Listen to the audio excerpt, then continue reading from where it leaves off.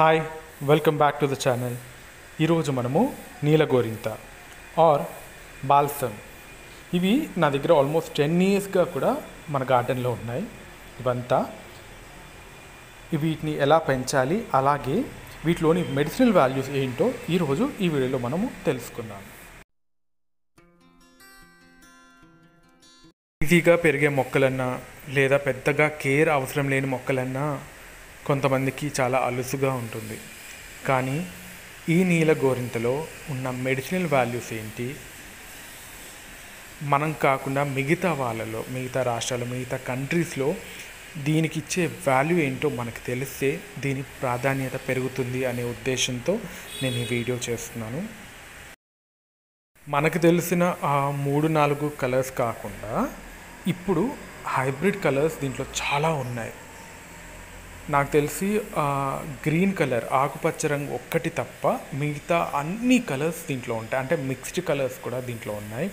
And ఇప్పుడు double balsam అంటారు. అంటే ఆల్మోస్ట్ మీకు గులాబీ పువ్వు ఎలా ఉంటుందో యాజ్ ఇట్ ఈస్ అలానే ఉంటుంది. డబుల్ పెటల్, మనకి శంకు పుష్పంలా కూడా కాదు, యాజ్ ఇట్ ఈస్ గులాబీ పువ్వు ఎలా ఉంటుందో అదేలా ఉండే ఈ బాల్సమ్ ప్లాంట్స్ కూడా మనకి ఆన్లైన్లో ఉన్నాయి. కాకపోతే ట్రస్టెడ్ సెల్లర్స్ నుంచి వాళ్ళ రివ్యూస్ చూసి మీరు వీటిని పర్చేస్ చేసుకోవాల్సి వస్తుంది.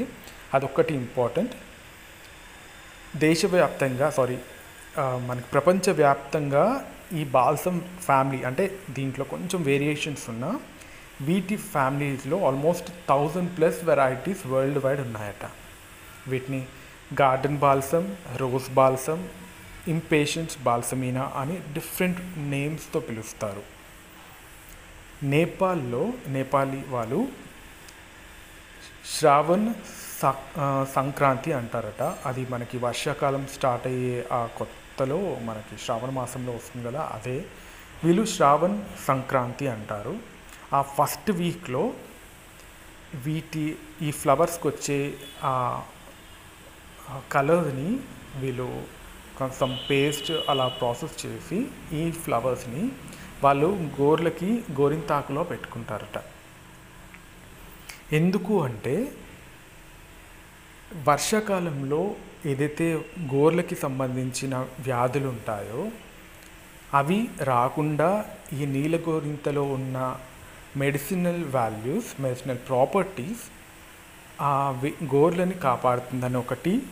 అండ్ ఇవి న్యాచురల్ నెయిల్ పాలిష్లా కూడా వాళ్ళు కొన్ని దశాబ్దాలుగా, అంటే వాళ్ళ పూర్వీకుల నుంచి కూడా వీళ్ళు అలా వాడతారట నీలగోరింత పువ్వుల్ని. ఈ విషయం మనలో చాలామందికి తెలియదు కదా. నీలగోరింతలోని మెడిసినల్ ప్రాపర్టీస్లో ఫస్ట్గా ఇందాక మనం చెప్పుకున్నాము, నేపాల్లో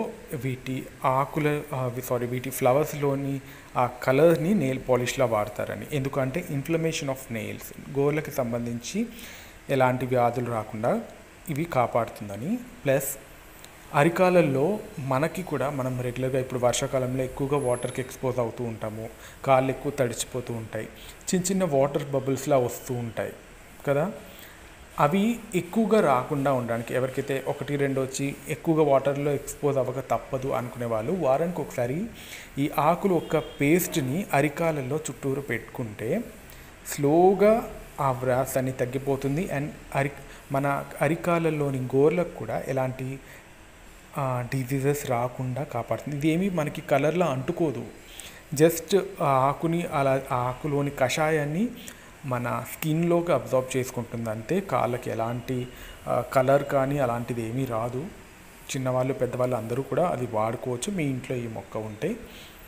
దీనిలోని ముఖ్యమైన విషయం ఏంటంటే బాడీ పెయిన్స్, జాయింట్ పెయిన్స్ కావచ్చు, మీకు మెడ నొప్పి, అరికాలు నొప్పి, మోకాలు నొప్పి లేదా తలనొప్పి ఉన్నా సరే, ముఖ్యంగా ఇది పెయిన్ రిలీవ్గా చాలా బాగా పనిచేస్తుంది ఈ ఆకులోని ఒక కషాయం.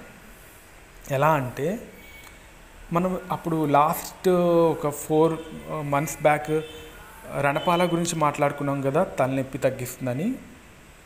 ఈ ఆకులోని పేస్ట్ని మీరు ఎక్కడైతే మీకు బాడీ పెయిన్స్ ఉన్నాయో అక్కడ మీరు ఆకుని లేపనంగా వాడండి.